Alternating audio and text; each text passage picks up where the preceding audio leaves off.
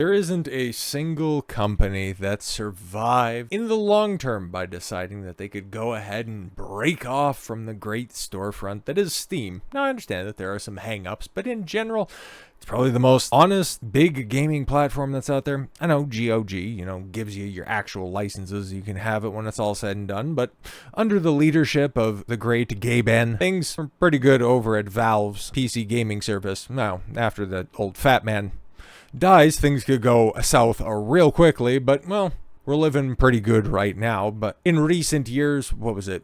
EA, after languishing in obscurity with Origin, Epic popping up and trying to gobble up as many exclusives as possible, they all came crawling back. And now Ubisoft enters the fold, doing the exact same thing. At the time when they needed them the most, Steam was there. They now return at the turn of the tide. And if you want to use that, you got to use it in a different context, because when Gandalf returned to the Fellowship, it sparked a resurgence. It sparked hopefulness. And it ultimately led to the success and the destruction of the One Ring. But in the case of Ubisoft, them coming back to Steam, I guess it's going to be a place where they can sell all of their legacy content, because in the next few years, they aren't going to be producing anything new. And if they are, it's going to be under different ownership. So regardless, if it was their decision, it was eventually at one point in time not going to be theirs to make. But yeah, going forward, as we've seen before with the announcement of the delay for Assassin's Creed Shadows, you can pre-order the game if you're so inclined for whatever reason. I don't know. Maybe there's some people that are getting a lobotomy in 2024. A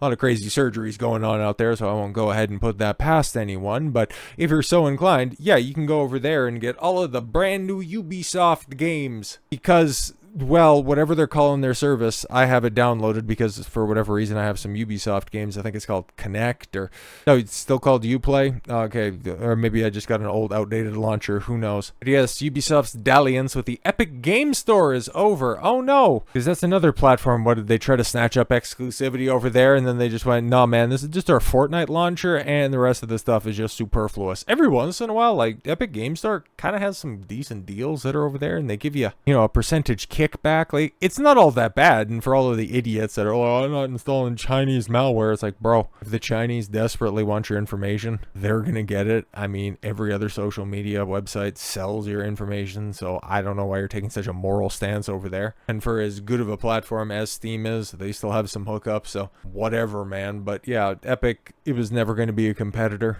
It just happens to be sticking around long enough because it has the #1 game in the world on it. Outside of that, like, when and if Fortnite collapses, like, that shit's done. And Epic will be putting all their games back over on Steam, because that's a place to be. And Ubisoft is, they're finding that out. Ubisoft said today in Assassin's Creed Shadows delay announcement that it will be available on Steam when it arrives for February 14th. The game won't mark the return of our new releases on Steam day one. Ubisoft's representative later confirmed with PC Gamer that the company does indeed intend to bring all future new releases to Steam on launch day simultaneously with other online storefronts. Yeah, cast the widest net possible. Yeah, we're seeing these exclusivity deals, like, outside of Nintendo, all of them fail. Okay, Final Fantasy VII Rebirth would have been huge if it would have had a day one PC release. Otherwise, or rather, we're dealing with a situation where it's underperforming expectations. What was Square Enix's expectations? Don't know. How many units did the game move for PlayStation 5? Don't know. Would it have been better if it could have been on PC, if it could have been on Xbox for whatever reason? Absolutely. It wouldn't have hurt anything at all. And frankly, I would have liked it better because I wouldn't have had to pick up a secondhand PlayStation 5. And the moment that PC port comes out, I'm never playing my PS5 again. And especially if Part 3 comes out on PC day one, you can go straight to hell.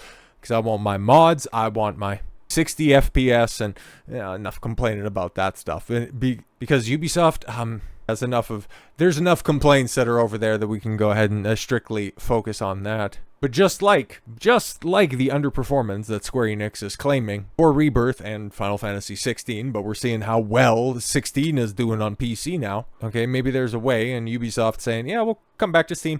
Yeah, we'll sell our games over there, because they also admitted that Star Wars Outlaws underperformed. And yeah, I've watched a fair amount of gameplay on that, and yeah, that shit's broken. Like, that's just an unfinished, crappy, buggy disaster of a game, but there's still some idiots that are out there. Maybe I undersold the willing lobotomy section of the population, okay? Because there's some people I fully came around this being a good game. Still firmly believe it'll be remembered, more fondly. It's kind of like those idiots that are out there that unironically said 10 years from now, okay, The Last Jedi is going to be remembered and looked back upon fondly. Yeah, here we are, 7 years removed from that, and it's somehow aged even worse than when it first came out. But yeah, once Ubisoft fixes Outlaws, it's just going to be generic Ubi slop, okay? Like, it's just going to be Star Wars Far Cry. Nobody gives a shit, bro. As it sits right now, the gameplay, like, even if you can just manage to navigate your way through the bugs and the glitches, it's still horrifically written with unmemorable characters, and the dialogue is trash. You have multiple segments of the game where you have to eat. You have to feed your stupid little Chewbacca knockoff with a complex, nearly 5-minute long segment of pressing buttons in order to stir soup. The shit is bad. Like, it's gonna be bad regardless of fixes. Which is why, Ubisoft admits Star Wars Outlaws sales softer than expected as it slashes net expected bookings by 30%. It's cooked. It's absolutely cooked. Ubisoft admitted that the sales of Star Wars Outlaws are softer than expected. In a document providing new financial targets for 25-24, Ubisoft drastically cut its net booking projections from 24-25 from 500 million euros to 350 to 370 million euros. I would imagine that, this is mostly due to the fact that Assassin's Creed Shadows got it pushed off to February of 2025, but that still falls within fiscal year. Tough to say, really, or maybe they're even revising their expectations of Shadows. What's the big competition that comes out? Wilds. Monster Hunter Wilds comes out a couple weeks later. Anyways, Ubisoft then reiterated the sales of Star Wars Outlaws were not good. The company shared, despite solid ratings of 76 on Metacritic. That's not great. The user scores across the first party and Epic stores 3.9, which is not good. Any of those out of 5 scales on sites, like, you even know, like, if you shop on Amazon, you're a little bit trepidatious to buy a product if it has like 3.9 or a 4, like a lower 4 rating. If it's not 5 or a 4.6, 4.7, you're asking questions. You're giving it a second look for sure. But for it to be 3.9, especially on the Uplay and Epic Store, that's not good. That's not good, because outside of that one nut hugger, I haven't seen any positive coverage of this game. Outside of shills, obviously, but like, it's bad. It's real bad. The company's main goal is to seemingly debug the game before Christmas in response to player feedback. Ubisoft's development teams are currently fully mobilized to swiftly implement a series of updates to polish and improve the player experience in order to engage a larger audience during the holiday season to position Star Wars Outlaws as a strong long-term performer. Plans to release the game on Steam November 21st. But it released the tail end of August. You want it fixed by the tail end of November. Do you see a problem here? This is why, okay?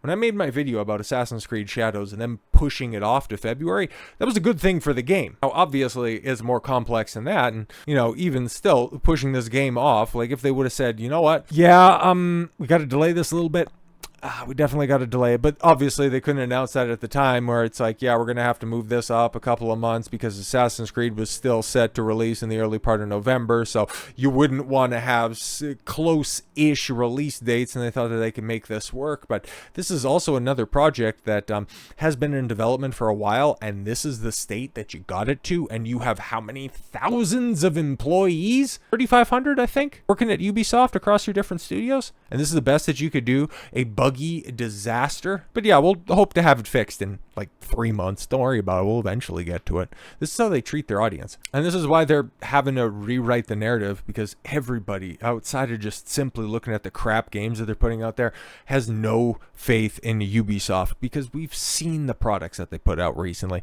We've seen the ideology that they've been touting, how that's become more of marketing for their game than anything else that they could put out. Following disastrous reception to Star Wars Outlaws and Assassin's Creed Shadows, Ubisoft CEO issues a statement claiming, "Our goal is not to push any specific agenda." That also follows up Another statement, okay, from the team that's out here. Outlaws, you've been roaming the Outer Rim for almost a month now, and we want to thank you for again for your support.